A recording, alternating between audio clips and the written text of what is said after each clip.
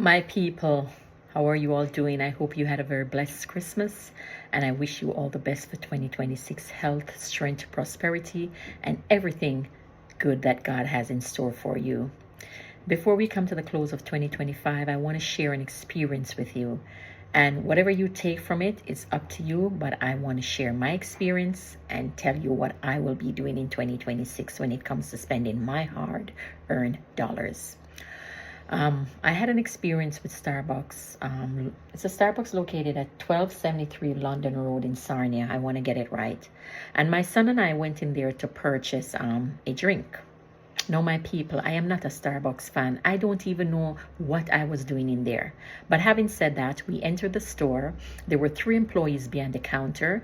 There was one other customer, a little girl, sitting in the store. Shortly after, a lady entered the store, and I think it's the little girl's mother, as they were communicating when the lady entered the store. Soon as the lady entered the store, one of the employees behind the counter said, we will be with you shortly. Your drinks will soon be ready.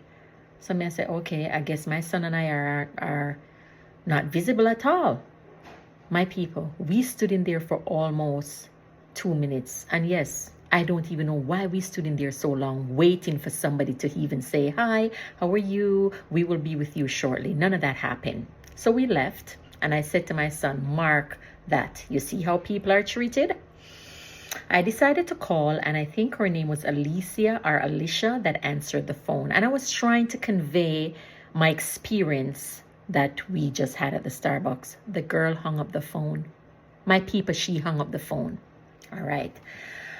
I put in a complaint online on Starbucks website, and I received an email saying they received my complaint and somebody is going to look into it, but in the interim, I should call them. I responded and I said, no, I'm the one with the complaint, so why should I be calling you? Okay. A few days later, Erin, who identified herself as the area manager, called me. And she said, she's going to speak with the staff there because that is not acceptable, etc., etc.